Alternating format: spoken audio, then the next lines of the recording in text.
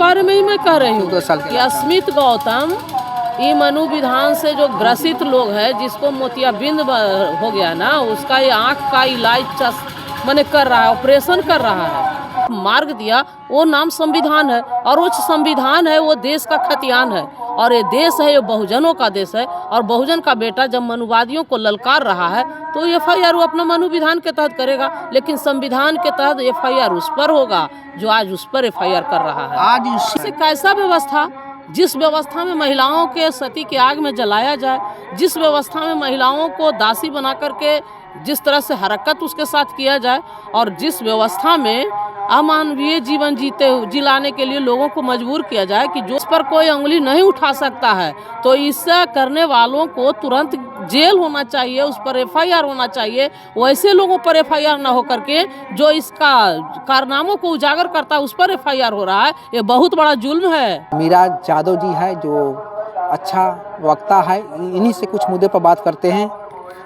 चलिए, सबसे पहले आपको नमो बुधाय, और जितना भी चैनल पर लोग देख रहे हैं सभी को मेरा नमो बुधाय। गौतम बुद्ध समझिए कि एक बहुत बड़ा डॉक्टर के रूप में काम कर रहा है। वो डॉक्टर वो है जो मनुवादी चश्मा पहन करके मोतियाबिंद के तो शिकार होकर के बैठा हुआ है। अस्मित गौतम नाम है।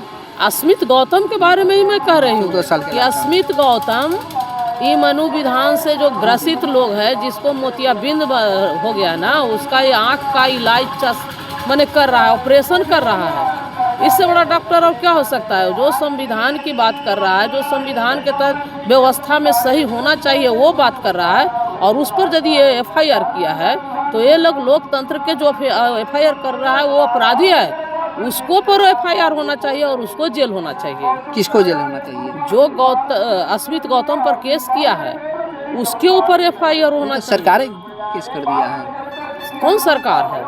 सरकार जिसका सरकार है बीजेपी की सरकार। सरकार बीजेपी कोई पार्टी का सरकार होता है क्या? पार्टी का सरकार तो जनता के न होना चाहिए, और जो जनता पर अत्याचार करे वो सरकार नहीं, वो अपराधी है।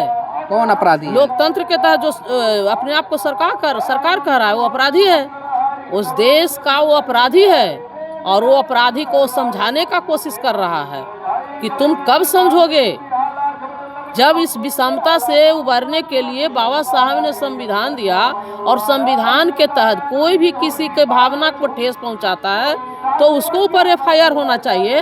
तो किसी को टीक कबार लेना, किसी को महिला के मूत्र से स्नान करवाना, ये धर्म है क्या? इससे बड़ा धर्म और क्या हो सकता है? वही स्वर्ण जाति के एक ब्राह्मण के लड़का है, 14 साल के लड़का है, नितिन गडकरी जी उसको अवार्ड दे रहे हैं। तो अवार्ड देगा नहीं, जो व्यवस्था में जुल्म करेगा, जो व्यवस्था को विषमता बढ़ाएगा, वैसे लोगों को अवार्ड देना ही तो मनोविधान है। मानवता को शर्मसार करने वाला जो व्यवस्था देगा उसी को तो ये लोग बढ़ावा देगा। और जितने भी लोग को जो जेल में इसको लोग को रहना चाहिए था वो अभी व्यवस्था में बैठा हुआ है, सत्ता में बैठा हुआ है, और जिनको सत्ता में रहना चाहिए था उसको जेल दिए हुए है। तो अभी देश है जो बहुत खतरे के दौर से गुजर रहा है। आप 14 साल के लड़का ही है अस्मित गौतम, जो 14 साल के लड़का है, नाबालिग है, उसके ऊपर ऐसा इल्जाम लगा दिया जाता है। तो इल्जाम लगाएगा नहीं, जो गौतम बुद्ध को हत्या करवाया, जो बाबा साहब के साथ किस तरह से दुर्व्यवहार किया, लंदन से पढ़ कर के आने के बाद भी यहाँ डस्टर फेंक के देता था, रहने के लिए उनको घर नहीं मिला।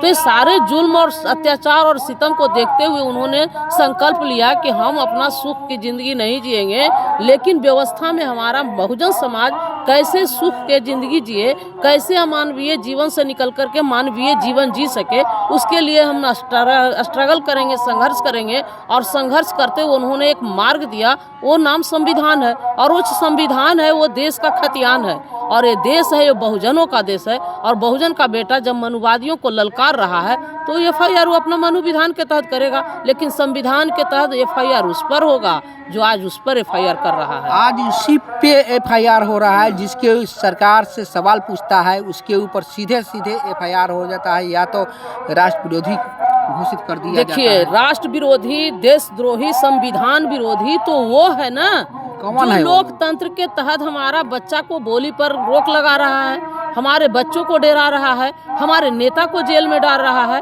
और जो उसके साथ बैठा हुआ है बहुजन समाज के नेता, वो हमारा दुश्मन है।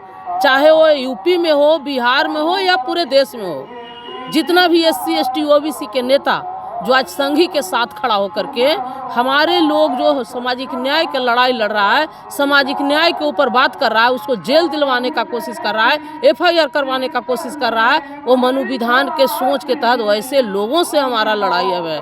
क्योंकि वो लोग सत्ता के कुर्सी को ले के चलते अपने समाज को बेच रहा है। लेकिन वोट में तो वोट तो दे के तो जीत गए हैं। वोट कहाँ कौन किसको दिया है? काहे नहीं दिया? नहीं सरकार नहीं बन नहीं गई है। सरकार जो बनी है वो EVM से बनी है। मशीन का जीत हुआ है, लोग का जीत नहीं हुआ है। लोग तो वोट दिया सामाजिक न्याय को। अच्छा, मध्य प्रदेश में एक घटना हुई थी रीवा में, जो यादव समाज के लड़का था, वो 7 साल से टिक रखा था, बहुत 7 इंच के टिक था शायद। उसको ये बोल के उसको टिक का बार दिया जाता है कि तुम टिक इतना बड़ा रखे हो, हनुमान जी के भक्त बने हो, कल तुम पुजारी बनोगे तो हम कहाँ जाएंगे। ब्राह्मण नाम के लड़का बोल रहा है, दीपक पांडे, कि हम कहाँ जाएंगे। इस कहते हुए वो लड़का के टिक का बार लेता है कि इस पर हम यही कहना चाहेंगे कि आज तक इस अज्ञानता में भटकाने वाला जो व्यवस्था बना हुआ है, उस सड़ी गली व्यवस्था को ये लोग नकारे और टिक करवाने वाला को यहाँ से व्यवस्था से वो खुद कबर जाएगा। जो जहाँ से आया है वहीं चला जाएगा। क्योंकि इस व्यवस्था में ढोने वाला कमेरा वर्ग हमारा 90% समाज है। और व्यवस्था में ये जो सड़ी गली व्यवस्था मनुवादी व्यवस्था है, संविधान के बाद भी सदियों से कैसा व्यवस्था, जिस व्यवस्था में महिलाओं के सती के आग में जलाया जाए, जिस व्यवस्था में महिलाओं को दासी बना करके जिस तरह से हरकत उसके साथ किया जाए, और जिस व्यवस्था में अमानवीय जीवन जिलाने के लिए लोगों को मजबूर किया जाए कि जो तालाब जो लोग बनाने का काम करता था, खतने का काम करता था, उसमें एक कुत्ता पानी पिए लेकिन एक इंसान पानी नहीं पिए, ये कैसा व्यवस्था है। इसी व्यवस्था को खत्म करने के लिए तो संविधान लाया गया है।